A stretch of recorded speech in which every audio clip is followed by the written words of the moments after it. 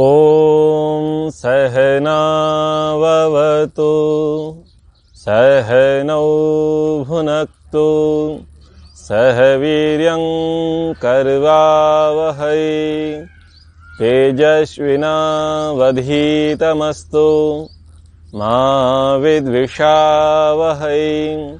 ओम शांति शांति शांति। मनुस्मृति की इस कक्षा में आप सभी का स्वागत है। आज का प्रसंग है कि समाज में हम किसको अधिक सम्मानित माने। बहुत सारे लोग धनवानों को सम्मान देते हैं, बहुत सारे लोग स्त्रियों को सम्मान देते हैं, बहुत सारे लोग वृद्धों को सम्मान देते हैं, तो बहुत सारे लोग राजाओं को सम्मान देते हैं, तो बहुत सारे लोग ब्राह्मणों को सम्मान देते हैं।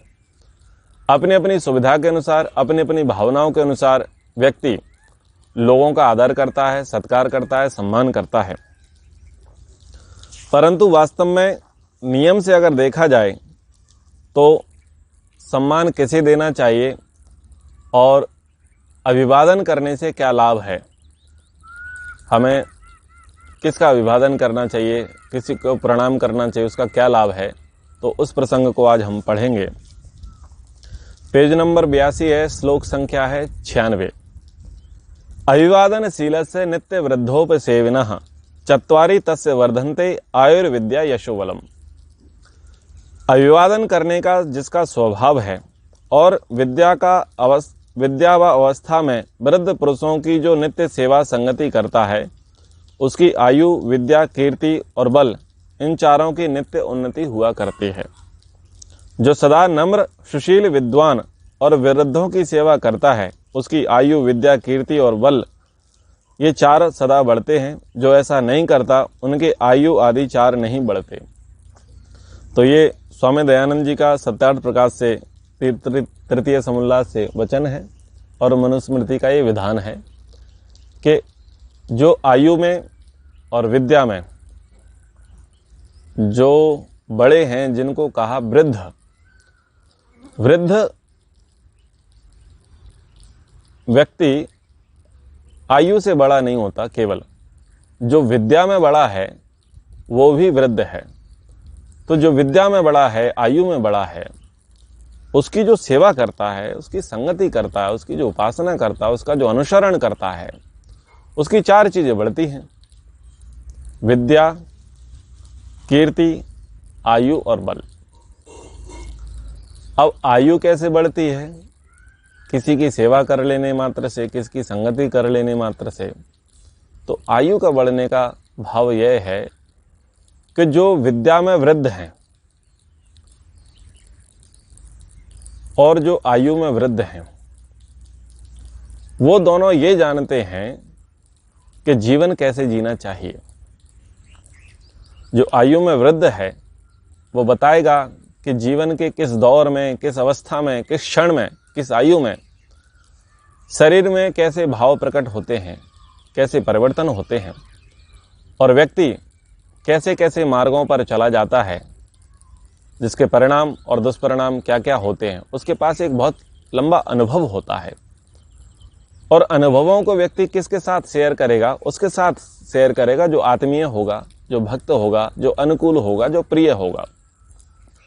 हम हर किसी को अपने अनुभव नहीं कहते, हम अपने अनुभव उसके साथ शेयर करते हैं, उसके साथ साझा करते हैं जो हमारा प्रिय हो, जो हमारे अनुकूल हो, जो योग्य हो।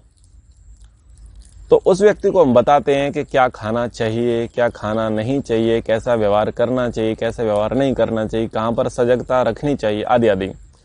यानी जीवन के टिप्स हम उसे बताते हैं, जो अनुभवी व्यक्ति होता है। और जो विद्या में वृद्ध होता है वो नियम बताता है, सिद्धांत बताता है, उसके परिणाम, प्रभाव, फल बताता है। तो उससे क्या होता है? आयु हमारी बढ़ती है। वो हमें आयुर्वेद के नियम बताता है, पथ्य को पथ्य बताता है, भक्ष्य भक्ष्य बताता है, दिनचर्या के विषय में संकेत करता है। विद्या ये है कि वो जो व्यक्ति जिस क्षेत्र में वृद्ध है, जिस क्षेत्र में आयु से वृद्ध है और विद्या से वृद्ध है, वो उस क्षेत्र का नॉलेज उसको देगा, बताएगा कि कैसे नियम पालने चाहिए, कैसा व्यवहार करना चाहिए, कैसा आचरण करना चाहिए, किस परिस्थिति में कैसे वर्तें। तो वो सारे उस क्षेत्र के टिप्स देता है, तो उससे विद्या बढ़ती है। जब आयु और विद्या बढ़ा, व्यक्ति आयु में बढ़ा, विद्या में बढ़ा, और वो दूसरों के अनुभवों से लाभ उठाता है, दूसरे की दी हुई विद्या शिक्षा से लाभ उठाता है, तो उसका कीर्ति और यश भी बढ़ता है। सीधी सी बात यह है कि मनुस्मृति यानी महर्षि मनु जी ये कहना चाह रहे हैं कि जो आयु में और विद्या में वृद्ध हैं उनका हमें सम्मान करना चाहिए, उनकी सेवा करनी चाहिए, उनकी संगति करनी चाहिए, क्योंकि अच्छे लोगों की संगति स्वाध्याय से भी बढ़कर होती है, बहुत पुण्य की प्राप्ति होती है, बहुत लाभ मिलते हैं और हमारा बहुत उपकार होता है। तो ऐसे लोगों की हमें संगति करनी चाहिए। तो सम्मान के संबंध में पृष्ठ संख्या है 85, श्लोक संख्या है 111, 112, 113 और 114। ये एक नीति है, व्यवहार है कि किसको बड़ा माने, उसके संबंध में हम समझेंगे। वित्तम बंधुर्वयः कर्म विद्या भवति पंचमी, एतानि माने स्थानानि गर्यो यदुत्तरम यद यद उत्तरम। वित्तम बंधु वया कर्म, धन बंधु बांधव आयु उत्तम कर्म, पंचमी विद्या भवति, और पांचवी श्रेष्ठ विद्या। एतानि मान्य स्थानानि, ये 5 सम्मान देने के स्थान हैं। धन सम्मान देने का स्थान है, धन का सम्मान होना चाहिए। धन आज के समय में बहुत कुछ है, लेकिन सब कुछ नहीं। बंधु बांधव यानी जो पारिवारिक जन हैं, संबंधी हैं, बंधु हैं, उनको हमें सम्मान देना चाहिए। वो हमारे बड़े हैं, हमारे कुल के हैं, हमारे उनके साथ रक्त संबंध हैं, गोत्र संबंध हैं, तो उनका हमें सम्मान करना चाहिए, ये नियम है। आयु, जो आयु में बड़े हैं, भले ही वो किसी भी वर्ण से हों, लेकिन आयु में बड़े हैं, उनकी सदैव रिस्पेक्ट करनी चाहिए, सम्मान करना चाहिए। और उत्तम कर्म, जो श्रेष्ठ कर्म है, जिसको लोग सब अच्छा मानते हैं, उस अच्छे कर्म का सम्मान करना चाहिए। और 5वां है विद्या, जो श्रेष्ठ विद्या है उसका हमें सम्मान करना चाहिए। यानी संसार में ये 5 वस्तुएं विद्वानों ने, ऋषियों ने सम्मान की मानी। पहला माना धन, दूसरा माना बंधु बांधव, तीसरी आयु, चौथा कर्म और 5वीं विद्या। लेकिन इसमें उत्तरोत्तर क्या है वो समझिए। परंतु इनमें जो वाद वाला है वह अतिशयता से उत्तम और अर्थात बड़ा है। धनी से अधिक बंधु बांधव, बंधु से अधिक बड़ी आयु वाले, बड़ी आयु वाले से अधिक श्रेष्ठ कर्म, और श्रेष्ठ कर्म करने वालों से उत्तम विद्वान उत्तरोत्तर माननीय है। तो धन का हम सम्मान करें। धन ऐसी वस्तु है जिससे हमें सुविधा के साधन मिलते हैं, सुख के साधन मिलते हैं, इसलिए हमें धन का सम्मान करना चाहिए। धन के अर्जन के लिए प्रयास करना चाहिए, पुरुषार्थ करना चाहिए। धन सही मार्गों से आए, सात्विक रूप से आए, इसका हमें 100% ध्यान रखना चाहिए, सजगता रखनी चाहिए।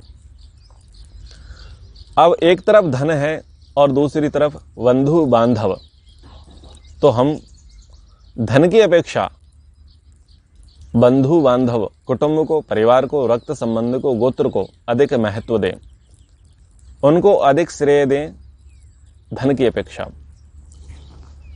आप ये देखते होंगे कि परिवारों में जो लड़ाई झगड़े होते हैं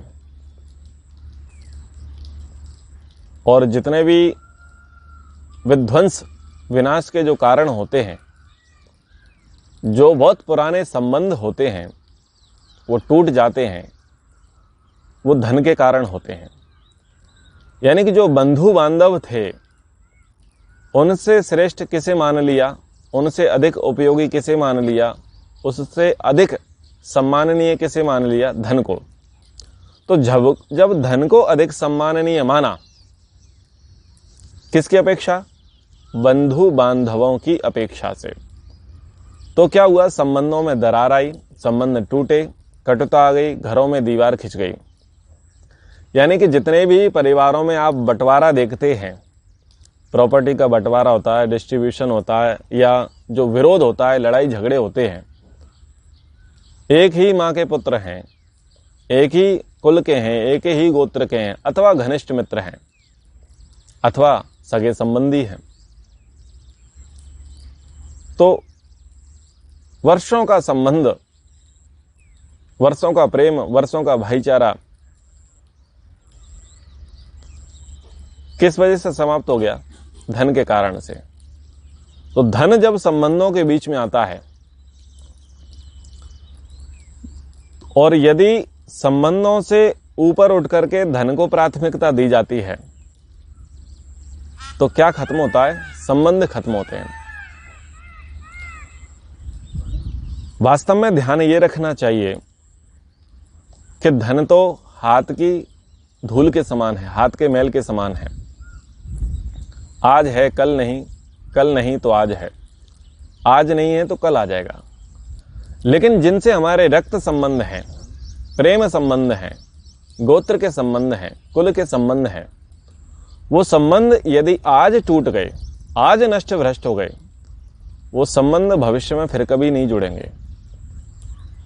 तो जितना भी बिगाड़ हो रहा है हमारे भारतीय समाज में, जितने भी परिवारों में विध्वंस हो रहा है, भाई भाई की हत्या कर रहा है, पिता पुत्र की हत्या कर रहा है, पुत्र पिता की हत्या कर रहा है, माता पिता की नरसंहार चल रहा है, एक प्रकार से खूनी खेल चल रहा है, और धन को लेकर के संबंधों को तिलांजलि दी जा रही है, वो इसी वजह से है कि उन्होंने बंधु बांधवों की अपेक्षा, यानी संबंधियों की अपेक्षा धन को अधिक सम्मानित कर दिया।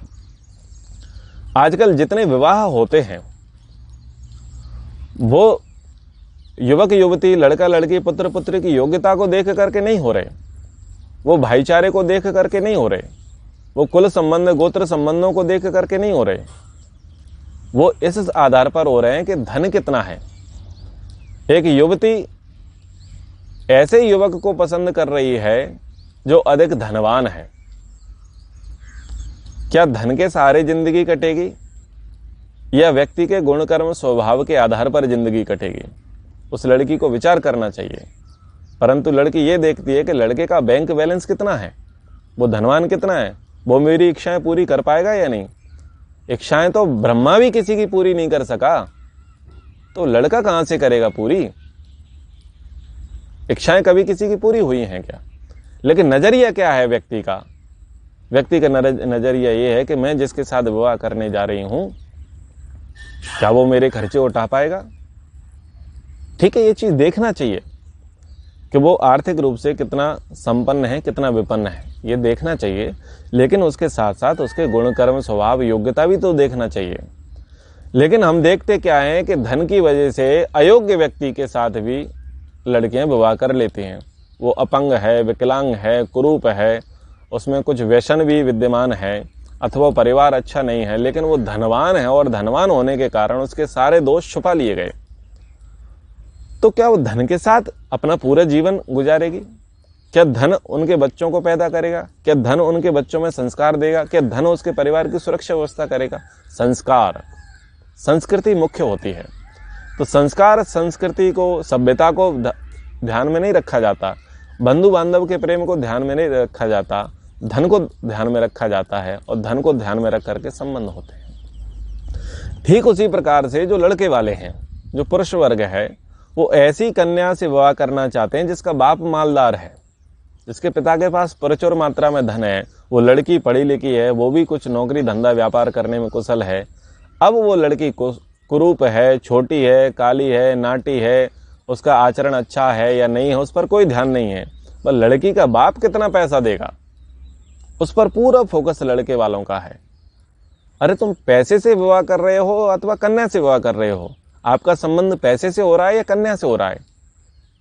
कन्या तुम्हारे लिए साथ देने वाली है आजीवन, या वो धन आपका साथ देने वाला है आजीवन? आपका फोकस क्या है?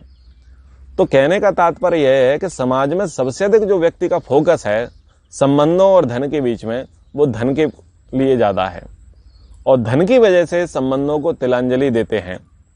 जितने लोग भी आप सुन रहे होंगे, आप देखिएगा, आप खुद अपने परिवार में देखिएगा और निकटस्थ देखिएगा, यही स्थिति है। तो ये क्या है? ये अधर्म है, ये अवैधिक सिद्धांत है, ये अच्छी बात नहीं है। धन नीचे है, संबंध ऊपर हैं, तो संबंधों को प्राथमिकता दें। संबंधों की वजह से धन बीच में नहीं आना चाहिए, यानी धन की वजह से संबंध कभी नहीं टूटने चाहिए। और संबंधों से बड़ा कौन है? आयु। एक धन में बड़ा है, धन से बड़ा है संबंध, और संबंध से बड़ा है आयु। जो व्यक्ति आयु में अधिक श्रेष्ठ है, यानी एक प्रकार से कोई निकट संबंधी हमारा मित्र आ रहा है और उसी के साथ एक आयु में वृद्ध व्यक्ति साथ में आ रहा है, तो हम किसको पहले सम्मान दें? तो नीति ये कहती है कि जो आयु में श्रेष्ठ है, जो आयु में बड़ा है, पहले हम उस व्यक्ति को नमस्ते करें, उस व्यक्ति का सम्मान करें, उसकी वंदना करें। उसके बाद जो हमारा संबंधी है उसका हम सम्मान करें, ये नियम है। और उत्तम कर्म, 4 व्यक्ति साथ खड़े हैं, एक धनवान खड़ा है, एक कुल में संपन्न खड़ा है, एक आयु में संपन्न खड़ा है और एक कर्म में संपन्न खड़ा है। तो सबसे पहले सम्मान इनमें किसका होगा? इनमें सबसे पहले सम्मान होगा उत्तम कर्म करने वाले का। भले ही वो वृक्षारोपण करता है, भले ही वो समाज के कचरे को उठाने का उसने बीड़ा हाथ में ले रखा है, भले ही वो सोशल वर्क करता है, यानी जो उत्तम कर्म है, और उत्तम कर्म के अंतर्गत सारे आ जाते हैं। राष्ट्र के संबंध में, समाज के संबंध में, धर्म के संबंध में, परिवार के संबंध में जो अच्छे अच्छे कर्म करने वाला है, तो अच्छे कर्म करने वाले को पहले प्रायोरिटी दी जाएगी। उसके बाद नंबर आएगा बड़ी आयु वाले का, उसके बाद नंबर आएगा परिवार वाले का, और उसके बाद नंबर आएगा धनवान का। और यदि विद्वान आपको दिख जाए तो वहां पर धनवान को छोड़ते हुए, बंधु को छोड़ करके, बड़ी आयु वाले को छोड़ करके और उत्तम कर्म वाले को छोड़ करके सबसे पहले प्राथमिकता विद्वान को देनी है। क्योंकि जो विद्या उसके पास है वो बहुत प्रधान है, वो बहुत मुख्य है, वो इस लोक और परलोक दोनों को सिद्ध कराने वाली है, दोनों को देने वाली है। तो ये एक नियम समझना चाहिए। जगत में अधिक ज्ञाता सबसे विशेष माना जाता है। इसी प्रकार वेद विद्या वेत्ताओं में भी जो अधिक विद्याओं का ज्ञाता है वह अधिक सम्मान्य होता है। बहुत सारे विद्वान हैं, एक से एक पंडित हैं, पुरोहित हैं, धर्माचार्य, धर्म धुरंधर हैं, परम पूज्य हैं, आदि आदि जो विशेषण लगाते हैं। तो उन विद्वानों में भी वो व्यक्ति अधिक पूजनीय होता है जो वेद का विद्वान है। बहुत सारे विद्वान होंगे, अलग अलग क्षेत्र के विद्वान होंगे, उन सब विद्वानों में भी यदि उत्तरोत्तर समझा जाएगा तो जो वेद का विद्वान होगा वो अधिक पूजनीय होगा। एक विद्वान है पुराणों का, एक विद्वान है इतिहास का, एक विद्वान है ब्राह्मण ग्रंथों का, एक विद्वान है दर्शनों का, एक विद्वान है व्याकरण का, एक विद्वान है उपनिषदों का, और एक विद्वान है वेद का। तो उन सब विद्वानों में वेद का विद्वान अधिक पूजनीय है, अधिक सम्माननीय है, उसकी अधिक पूजा करनी चाहिए।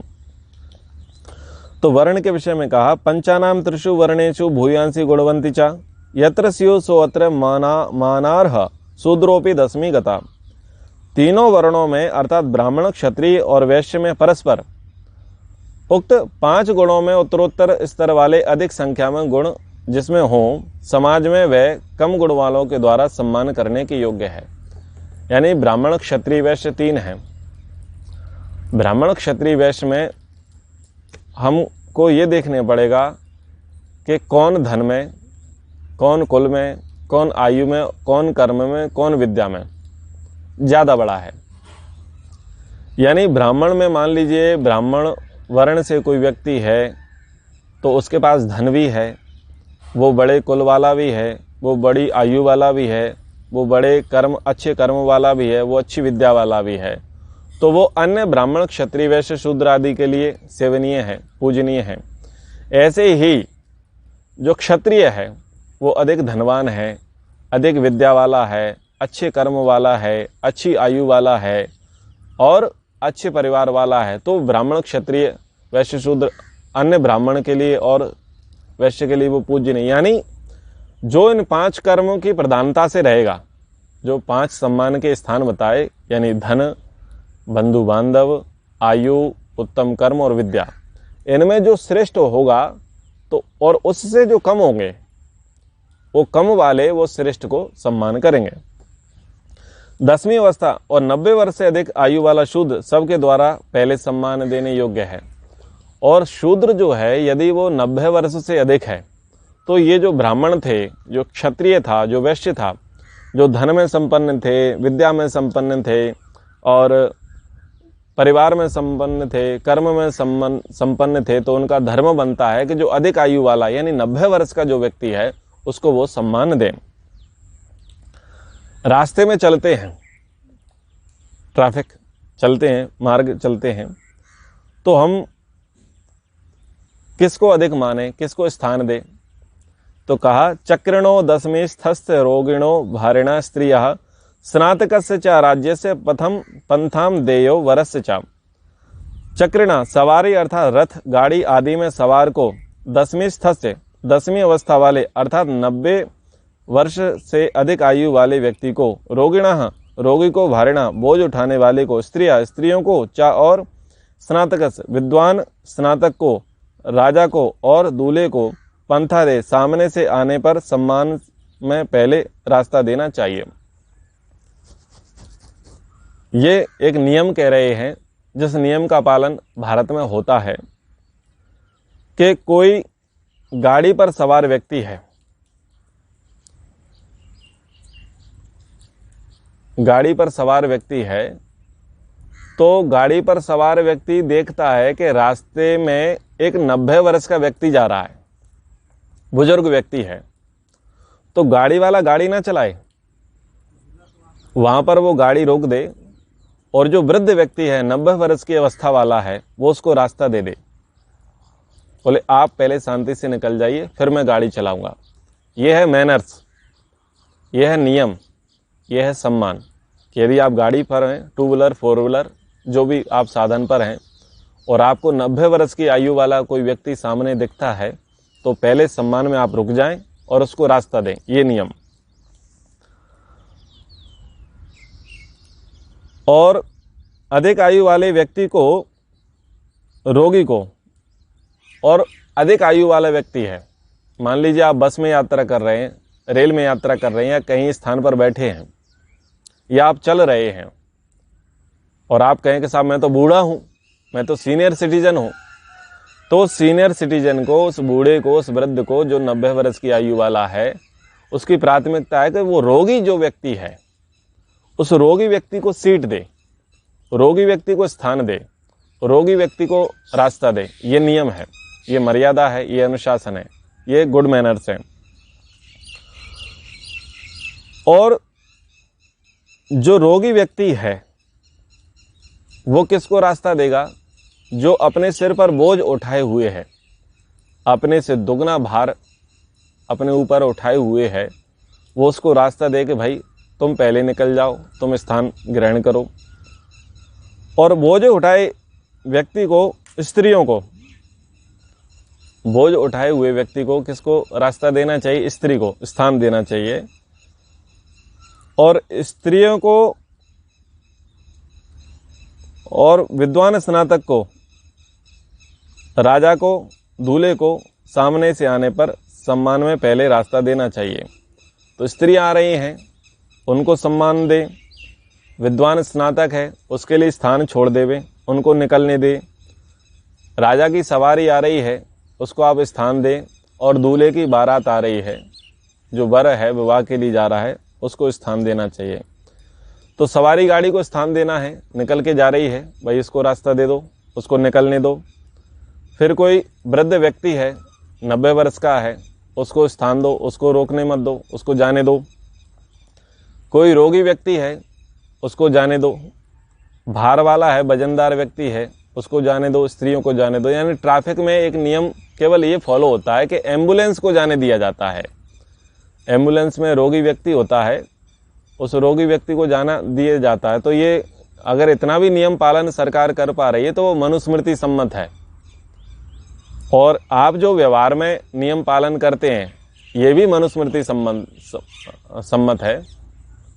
जैसे कि आप बस में, ट्रेन में कहीं यात्रा करते हैं और आप देखते हैं कि कोई बुजुर्ग व्यक्ति है तो आप उसके सम्मान में खड़े हो जाते हैं और उसको स्थान दे देते हैं।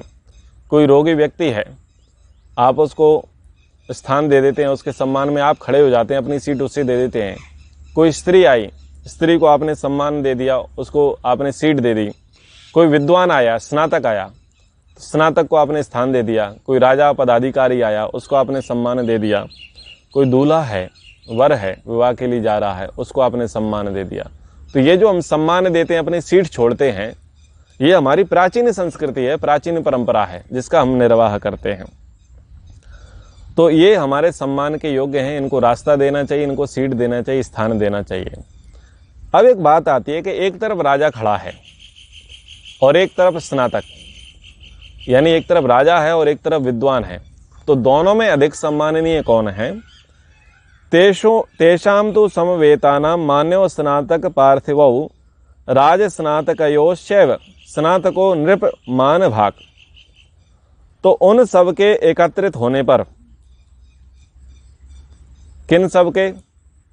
सवारी गाड़ी है, रथ में सवार है, 90 वर्ष की आयु वाला व्यक्ति है, रोगी व्यक्ति है, बोझ उठाने वाला व्यक्ति है, स्त्री है, विद्वान स्नातक है, राजा है, दूल्हा है।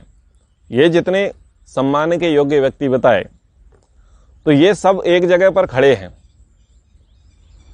अब इसमें बताया कि विद्वान, स्नातक और राजा सबके सम्मान के योग्य हैं।